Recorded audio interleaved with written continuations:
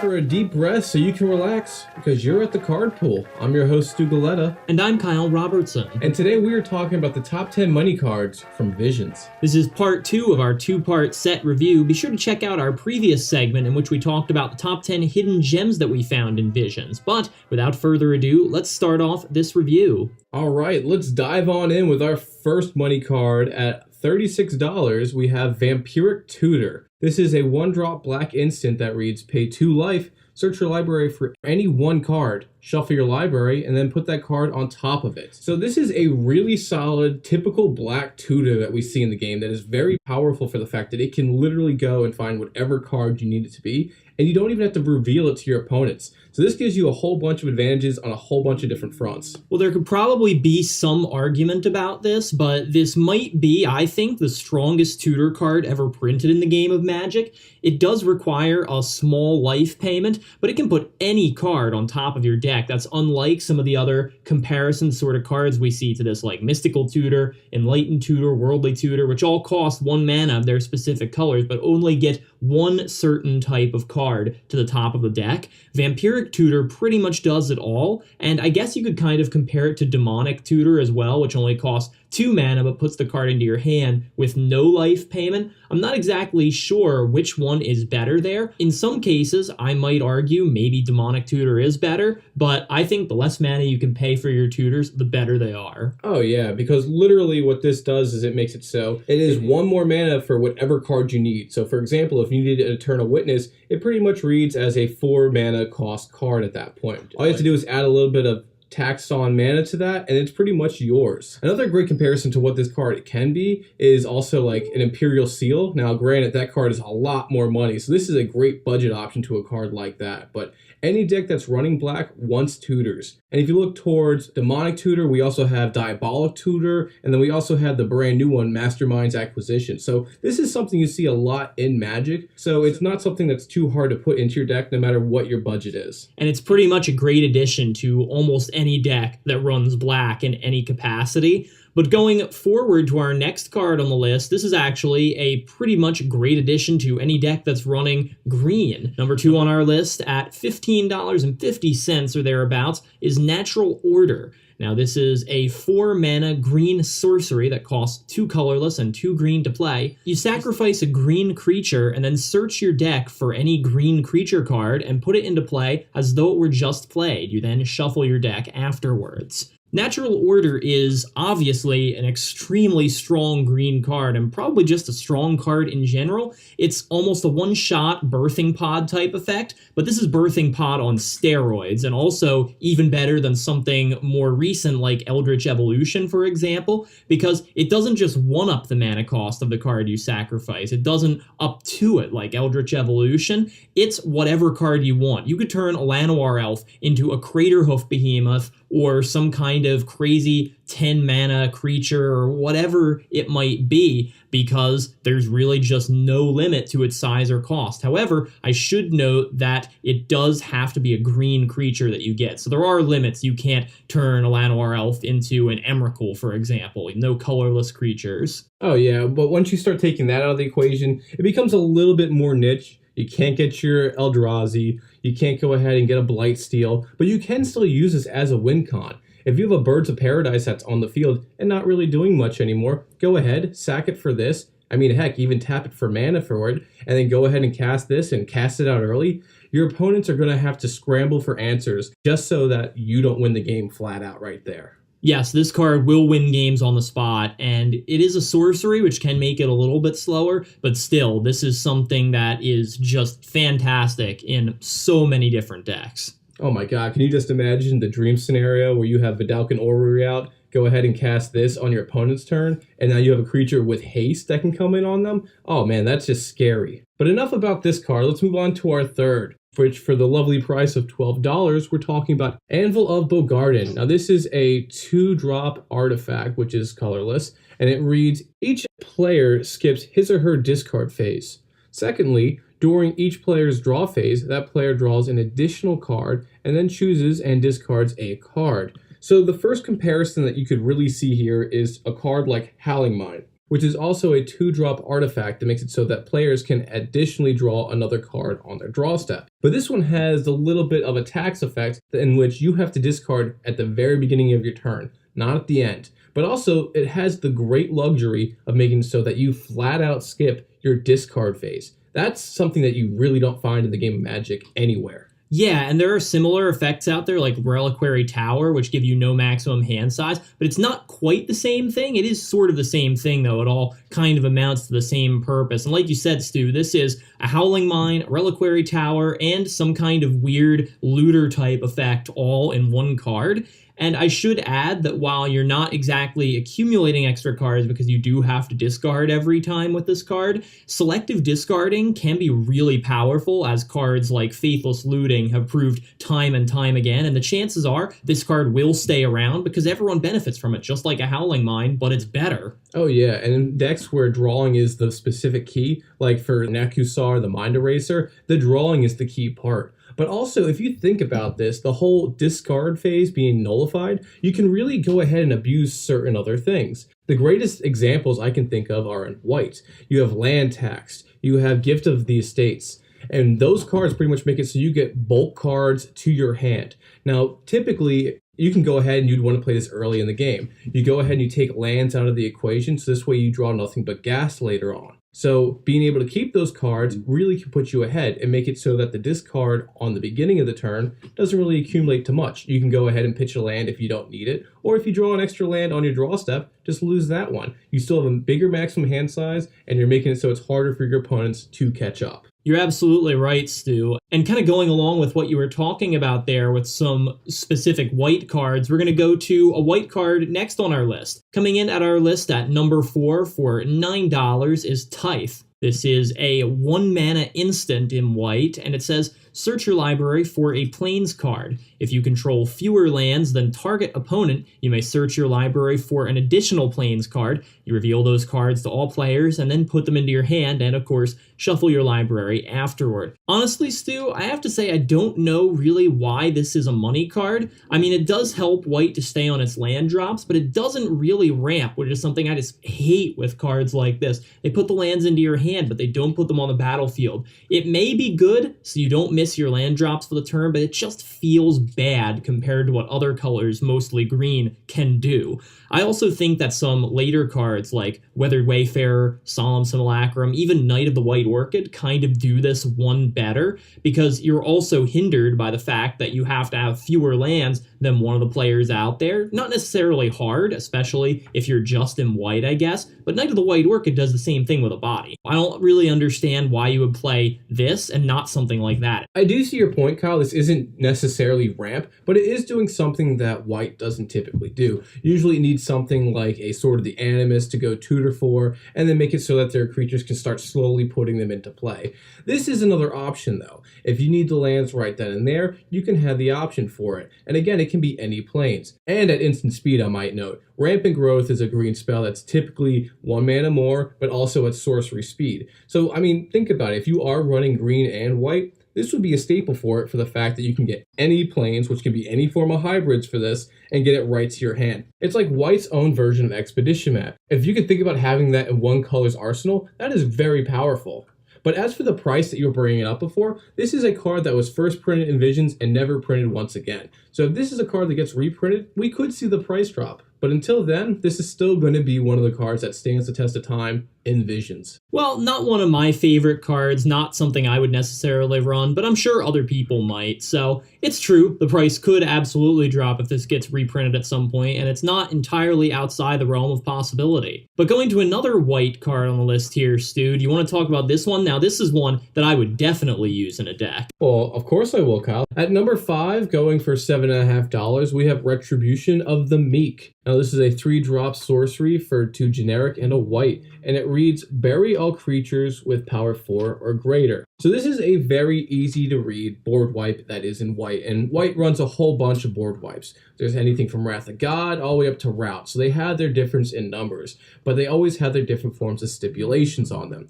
This one being for the fact that a creature that is 3 power or less is now safe from the wrath of the board wipe. Very true, Stu. This actually is very similar to Elspeth's Sun's Champion because her minus ability is pretty much this card. It destroys all creatures that have power 4 or greater. It could be interesting in a lot of different decks that only use low power creatures. Mono white kind of being the primary example because one of the things that those decks normally do is just spam out tokens or other low power creatures.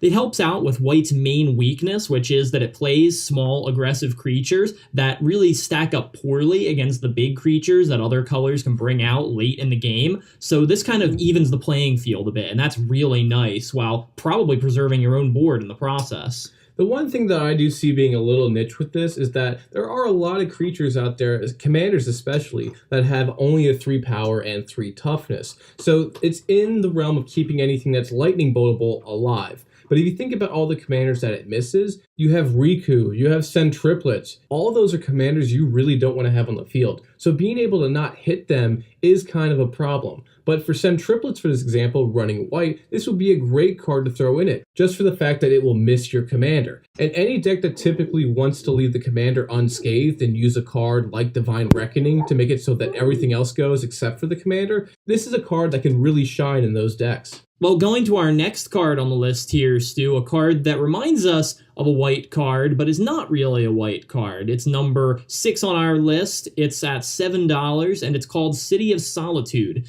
This is a green enchantment that costs 2 colorless and 1 green to play. Each player may play spells and abilities only during his or her turn. This is kind of interesting to me because it reflects one of my favorite cards of all time, Grand Abolisher, on steroids. It's also less vulnerable than Grand Abolisher because it's not a creature. This means it's a really great tool for all those green and or white and maybe both Enchantress decks out there. It slows down control and combo players to green's level of speed, which is generally sorcery based and therefore not really surprising to other players. It cuts out those surprises, much like a blue card like Teferi, Mage of Zalfir. This is kind of giving green the tools that a lot of other colors use in order to slow down the game, and it's very interesting to me. Without a doubt, Kyle, this totally goes ahead and breaks the color pie for green. This is typically something that you see almost even in red for that example, just bringing other players down to its level. And for that, you really have to take note. And for all the reasons that you said, it's weak against instant speed. Counterspells have always been the bane of green. So being able to simply take that out of the equation, and early game, I might add, this is only a 3-drop. You can go ahead and play this early and not have it affect you. So you can go ahead and make it so that, all right, I don't have answers to anyone's stuff at instant speed, but now no one else does either. So this makes it so that everyone has to slow down, kind of have a gentleman's game of Magic, if you would. Now again, some aggro players might hate that, and control players definitely will, but you know, you have your risk, you have your reward, and green definitely needs this in its arsenal. I could definitely see this being a tool in some kind of actually really funny Selesnya Prison deck with something like Karametra, God of Harvest as a commander, so you can focus on enchantments. You play this, you play Grand Abolisher, you play Ghostly Prison, you play all kinds of things like that, maybe even Eidolon of Rhetoric to slow down people's spells so they can only play them once per turn. That could be very, very oppressive, and it's really cool that green also has access to these kinds of things. Oh, without a doubt. That would be actually pretty solid to go ahead and see that. I would hate to play against it, though. But moving forward to another card that can go ahead and give colors the ability to break what they typically do, our number 7 slot does just that. For $6, we're talking about Teferi's Puzzle Box. Now, this is a 4-drop artifact, all colorless mana, and it reads, during each player's draw phase, that player counts the cards in his or her hand, then puts those cards on the bottom of his or her library, and then draws that amount of cards. So this is a very strong wheel and deal kind of card for the fact that it can do this in any color. For any kind of deck that runs the problem of ramping or card draw, this can go ahead and solve it. It goes ahead and changes the game almost for the better for some, but worse for others. It's very true, Stu. This is a repeated wheeling effect that can really get annoying for a lot of players very quickly. It reminds me of cards like Mind Moil and Arjun the Shifting Flame. Cards like Leovold, Envoy of Trest, will lock your opponents out of the game in combination with this card because it just makes them straight up lose their hands, and since they can't draw any cards outside of their normal draw step, it stops them from drawing any cards, period. period. This is exactly one of the reasons why Leovold and other cards like it have been banned in formats like Commander. Also, it stops graveyard plays, interestingly enough, because the cards don't get discarded, they just go back into the deck, unlike most normal wheel cards. But I would like to say that in later editions of this card, they printed it to read that you got to put the cards on the bottom of your deck in any order you wanted. That could be really useful for bottom deck manipulation, which is something we don't really see outside of one single card ever, Grenzo Dungeon Warden. And I just think that that's a really potentially fun commander to play around with because of its just really bizarro effect, and Teferi's Puzzle Box is a great way to use him. Oh yeah, I didn't even think about that. That is something to just go ahead and make it so that deck gets even more gas for it, and it does need it sometimes. But one thing I really do like about this, and especially me being more of a green player than you, Kyle, is it goes ahead and makes it so that players are obligated to use cards that they need to use right then, just for the fact that they're not going to get them back in the game. So go ahead, play your biggest creature. Go ahead, play the only board wipe you have, or just the last little bit of spot removal. You are only going to get this one chance, and you need to make it last right now. Yeah, this puts a lot of pressure on people, and I do like it. And as with other cards that we've talked about already, this is another staple for Nesukar the Mind Razor. Man, that deck is just so mean. I don't really advise anyone ever playing it unless you just don't want to make friends. But it is good. It will win you games. I give you that. Oh yeah, it's like an inverse group hug deck. But this next card coming up, Kyle, this is, even me being a green player, it still kind of baffles me that it's in the game. Yeah, this is a pretty interesting one, Stu, and again, I did not know this existed until we went through this set. Our number 8 card, for the price of $5.50, is Undiscovered Paradise. This is a land that comes into play untapped, and has the ability to tap and add 1 mana of any color to your mana pool. However, at the beginning of your next untap phase, you then have to return Undiscovered Paradise to its owner's hand. Look at this land, for starters. Comes into play untapped, gives any color. That's like a command tower, and that is very, very strong for multicolored decks, and pretty much most commander decks out there, a great utility land. It does go back to the hand, though. There is that slight drawback of it being so easy to play and use for whatever color you want. But hey, I actually don't see that as being much of a downside. It could be in the early game, not so much in the mid to late game, because more than likely you're doing less other land drops. It can easily be replayed and used immediately, which is really what wins at the day here over something like maybe Thawing Glaciers, for example. It also could potentially repeatedly trigger landfall, which is something I find very interesting. Like you said, Kyle, this is something that goes back and can be replayed instantly. The only problem that I see about this is that it just doesn't grow your mana cap. This is something that's really good in the late game, just for the fact that you can have continual droppage of your land, especially for landfall like you said. But early game, this is almost a little bit better than having Temple of the False Gods with only 3 lands out. It just doesn't necessarily do you much because you're going to obligate the play for it. You won't be able to get your mana drop up to 4 or 5, and you can be perpetually stuck in this. It's kind of like a coalition relic if you think about it. It gives you a jump, but only a temporary one. It doesn't always give you a further step. Now, me being a green player, I'd rather use something else, but this is something, like you said, another command tower. It is definitely something to take note of. Anything that can give any color mana is usually very strong, especially in Commander. Yeah, and I think decks that don't have access to green and things like it to ramp very quickly will like this card a lot better than some other alternatives that might be out there. But speaking of land, Stu, next we're going to go to a card that actually makes you kind of double down on your usage of lands if you're willing to pay the price for it. Oh yeah, and that is by no mere margin. Our number 9 for $5 is Squandered Resources. Now this is a Golgari enchantment for the price of 1 black and 1 green. Sacrifice a land. Add to your mana pool 1 mana of any type that sacrificed land could produce. So this is a very strong 2-drop enchantment that can really make it so that this can win you the game. If you are struggling to get mana, it can make it so that you can go ahead and pay the ultimate price to make it so that you get there.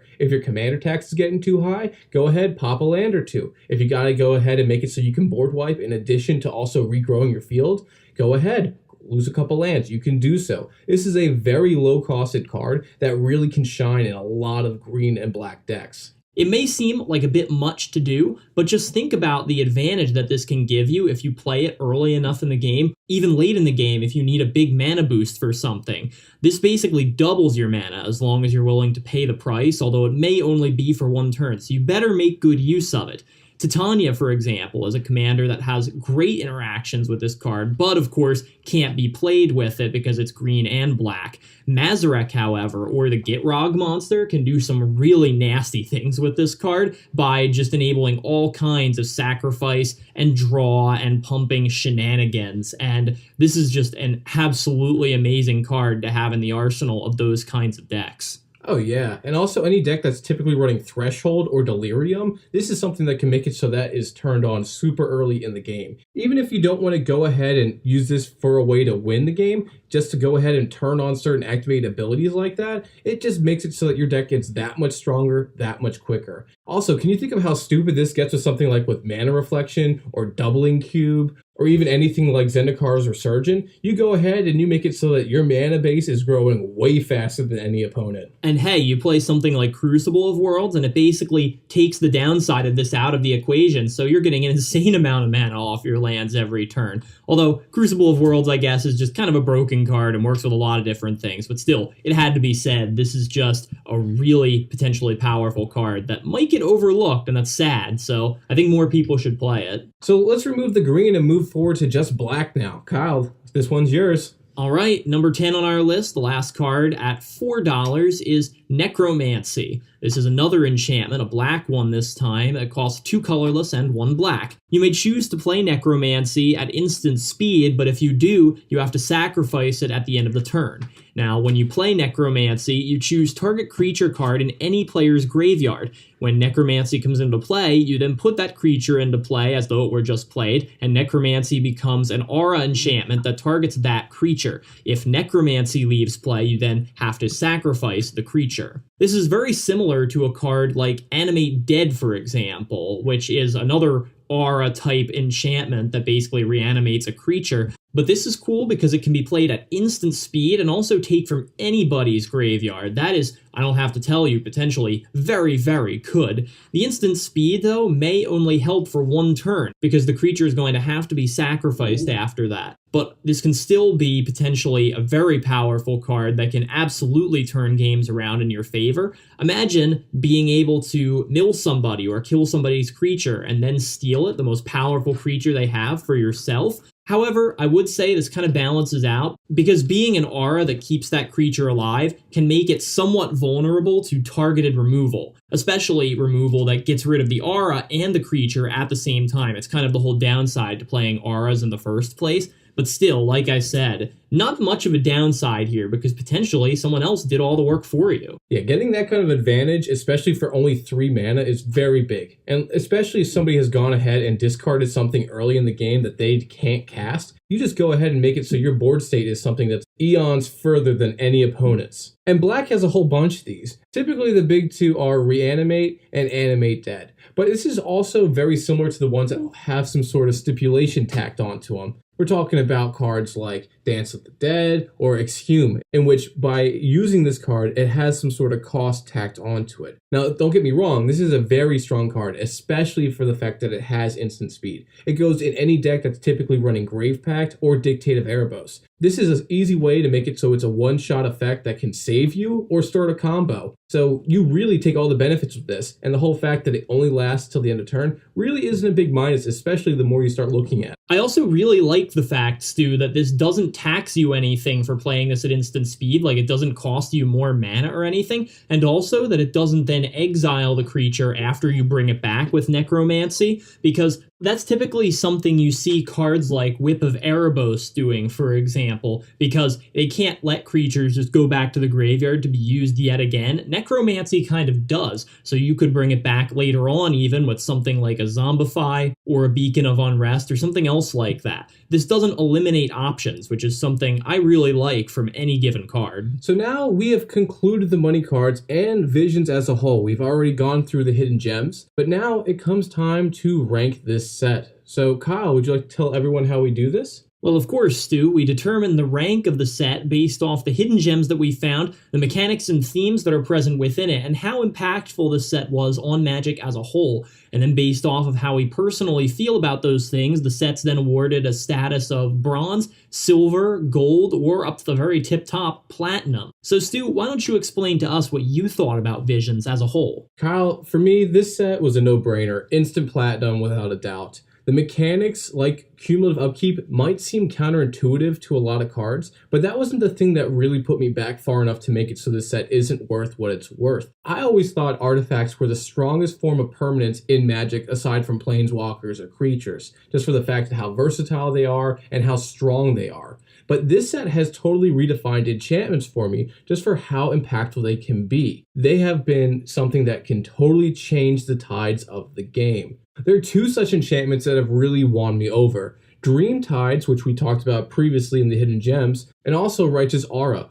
both of which are very strong powerhouses in the game, and I just was stunned that I've never seen these cards played in my entire time of being a Magic player. They are something that are so impactful in the game. But also the way how they went ahead and kind of broke the color pie. Pygmy Hippo is a card that absolutely floored me as well. It goes ahead and makes it so it's pretty much mana drain on a hippo for just 2 mana, and it's so versatile in the game. One of the reasons this set almost became a gold for me were the mechanics like phasing and cumulative upkeep, just for how complicated it can kind of be, especially to new players coming in, and also how it can kind of limit their ability. But even still, the cards that had cumulative upkeep, they needed them just for how strong they truly were. Elephant Grass is another card that just blows my mind for how little mana it costs, how much it truly does. And it needed cumulative upkeep to keep it balanced. Now, a card that needs cumulative upkeep is something that you need to recognize for just, again, how strong it truly is. But enough about mine, Kyle. Where does this stand for you? Well, I think I'm actually going to have to diverge here quite a bit from you, Stu, for probably the first time since we've been doing these reviews. I'm going to give Visions a silver medal, actually. And kind of going back retroactively and looking at one of our older reviews, Khans of Tarkir, I should probably have given Khans a bronze medal in retrospect, because this set I do like quite a bit more than I liked Khans, but still, Visions doesn't quite make gold or platinum level for me, and there are some reasons for this, despite the fact that I do like a lot of the cards that are present here. I mean, look at cards that are obviously powerful, like Vampiric Tutor, and look at cards that have a more subtle kind of power to them, like, as you were saying, Elephant Grass, or maybe even Quicksand, or Dream Tides, or one of my personal favorites, Crypt Rats, or Desertion, for example. There are some really obviously powerful cards in Visions, but as a whole, that doesn't overcome the fact that I don't really feel the cohesion of this set as a whole, and I also am not a huge fan of cumulative upkeep and phasing as mechanics. They just tend to be really confusing and counterintuitive to gameplay, and I'm just not a huge fan of that. There's also the factor that we don't see a whole lot of these cards continuing to define multiple formats, so I would say overall the mark that Visions has left on Magic as a whole and how we think about the game is relatively low in comparison to some of the other sets that we've looked at, but still, I was very close to giving this set a gold. I eventually decided to settle on a silver,